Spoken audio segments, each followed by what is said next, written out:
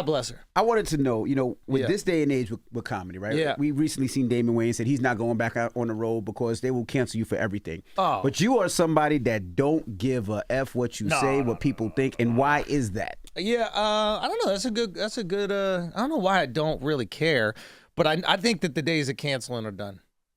Like I think it's changed. I think the kind of like pendulum is swung, and I think people kind of have a sense of humor now, or they feel like less effective in their ability to cancel. Mm-hmm. I think you don't care because you threw what could have been a Hail Mary, or it could have been a well-coordinated play. It turned out to be a well-coordinated play. Yeah.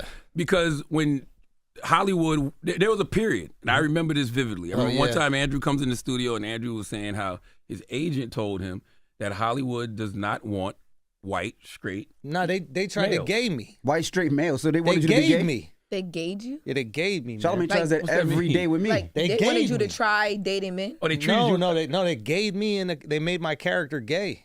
Oh, I had film. Yeah, I had booked. Yeah, it was crazy. I had They do booked that this to white role. men too? You say what? Go ahead. They do it to, what do you mean? Because it's always been that thing of like that happens to black men, and that's how you like, they'll, like, get they'll put the you in dresses and all dress that. I shit? say, they do that to Yeah, white men but that's too. just like the lowest hanging fruit. I don't think the dress shit is about being gay. I just think that like it's white people writing scripts that like don't have any friends that aren't white. So then when they see black people, they see masculinity, right? Like this is their like what is it? Unconscious like bias, right? So they see black dudes like, oh, that's the most masculine thing. So like, what's the funniest thing? To see the most masculine thing in a dress, like to see The Rock in a dress is funny. So I think that's really. It's like Arnold Schwarzenegger. I think they did it to him too. Because you just see this like big buff guy in a dress, but yeah, I remember the guy who, it was his show. He put me in the show. Paul Reiser, remember Paul Reiser? No. He was making $1 million an episode on his show on sitcom back in the day. You remember the fuck I'm talking about? He was like one of the biggest sitcom stars. He was a great guy, and we were doing the show. I think it ended up on Hulu, and he called me. He was like, "Listen, man, there's a lot of white people on the show because it took place in the '70s. It was about the Johnny Carson show." He's like, 2 weeks before he started filming, he's like, "Hey, man, we got to make your character gay." And I was like, "What do you mean by that?" Did you ask how gay? DEI. Son, this is before. Damn. Yeah. So he was like, "How?" I was like, "How gay?" And I was like, "Why do we have to make it gay?" And he's like, it's just a lot of white people on the show, so we got to find a way to mix it up. They made one guy crippled. That was the most hilarious That's thing. DEI too, though. I know, but it was like they couldn't make us all gay, so like one guy got to be crippled. Yeah. And I was like, "Why don't you ask?" Do you know what I mean? I'd rather be limping around this shit than butt fucked. You know what I mean? So, and that's funny though. You get butt fucked and you the blood. Both limping. But there's still a crip. That was so cute. We're here, guys. Yeah. That was so cute. My bad. See, y'all ask questions. So they made it. It was crazy. Like I had to change one of the script. It was two. One of the guys. It got too gay. They wanted you to kiss somebody. Wait, what's too gay? They wanted me to get gangbanged.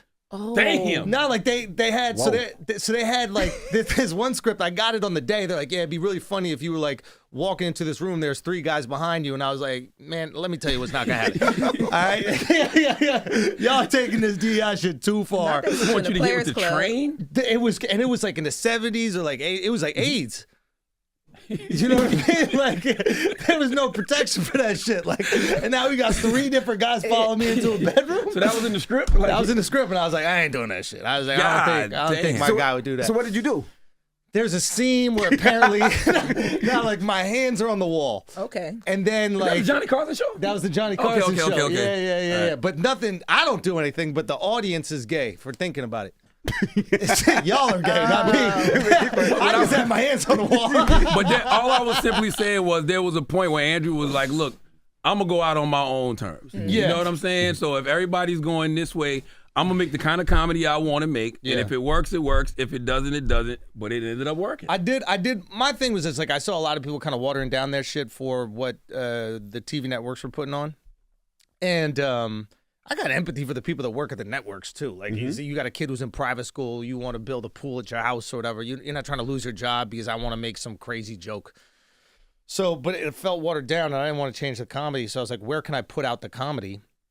And honestly, like having the pod with Charlamagne, and we're putting out like Brilliant Idiot stuff, and we're saying crazy jokes, and like people really seem to like it. And I was like, I think there's an appetite for this shit online. I saw your guys' success, like just seeing your guys' show kill it on YouTube.